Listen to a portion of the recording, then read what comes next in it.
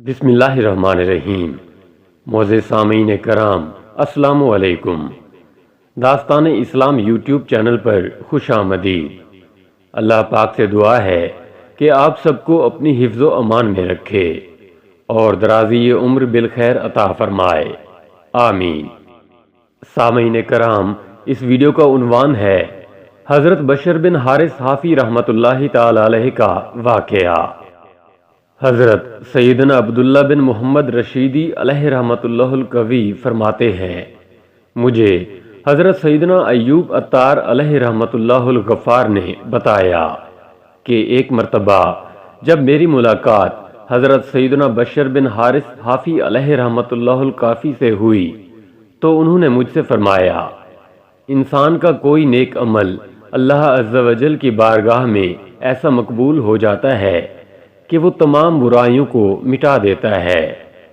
وہ نیک عمل مشہور ہو جاتا ہے اور اس بندے کے برے اعمال کو پوشیدہ کر دیا جاتا ہے۔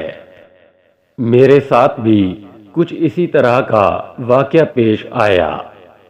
آج میں کہیں جا رہا تھا کہ راستے میں مجھے دو شخص ملے۔ ایک نے دوسرے سے کہا، دیکھو حضرت سیدنا بشر بن حارث حافی علیہ رحمۃ اللہ القافی جا رہے ہیں۔ یہ روزانہ 1000 نوافل پڑھتے ہیں اور کچھ کھائے پیے بغیر مسلسل 3 دن روزہ رکھتے ہیں۔ ان کی یہ باتیں سن کر میں بڑا حیران ہوا۔ اللہ عز و جل کی قسم، میں نے آج تک کبھی بھی بیک وقت ایک دن میں 1000 نوافل نہیں پڑھے اور نہ ہی کبھی مسلسل 3 دن بھوک و پیاس کی حالت میں گزارے، لیکن لوگوں میں میرے متعلق ایسی باتیں مشہور ہونے لگی ہیں، حالانکہ میں نے کبھی ایسے نیک اعمال نہیں کیے۔ ہاں، اتنا ضرور ہے کہ میرے ساتھ ایک واقعہ پیش آیا ہے۔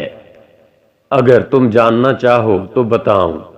میں نے عرض کی، حضور ضرور ارشاد فرمائیں کہ وہ واقعہ کیا ہے جس کی وجہ سے آپ کو یہ مقام و مرتبہ ملا کہ لوگوں کے دلوں میں آپ رحمت اللہ تعالی علیہ کی محبت بیٹھ گئی ہے۔ حضرت سیدنا بشر حافی علیہ رحمت اللہ القافی نے فرمایا، ایک مرتبہ میں کہیں جا رہا تھا کہ اچانک میری نظر زمین پر پڑے ہوئے کاغذ کے ایک ٹکڑے پر پڑی۔ اس کاغذ پر میرے رحیم و کریم پروردگار عز و جل کا نام لکھا ہوا تھا۔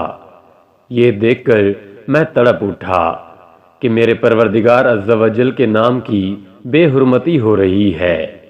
میں نے فوراً بصد عقیدت و احترام وہ کاغذ کا ٹکڑا اٹھایا اور سیدھا نہر کی طرف چل دیا۔ وہاں جا کر اس کاغذ کو اچھی طرح دھویا۔ اس وقت میرے پاس 5 دانت تھے۔ میں نے 4 دانت کی خوشبو خریدی اور بقیہ 1 دانت سے عرق گلاب خریدا اور بڑی محبت و عقیدت سے اس کاغذ پر خوشبو ملنے لگا جس پر میرے پاک پروردگار عز و جل کا نام پاک لکھا ہوا تھا۔ پھر اس کاغذ کو عرق گلاب میں ڈال کر ایک متبرک مقام پر رکھ کر اپنے گھر چلا آیا۔ جب رات کو سویا تو کوئی کہنے والا کہہ رہا تھا، اے بشر، جس طرح تو نے ہمارے نام کو معطر و مطہر کیا، اسی طرح ہم بھی تیرا ذکر بلند کریں گے۔ جس طرح تو نے اس کاغذ کو دھویا جس پر ہمارا نام لکھا تھا، اسی طرح ہم بھی تیرے دل کو خوب پاک کر دیں گے اور تیرا خوب چرچا ہوگا۔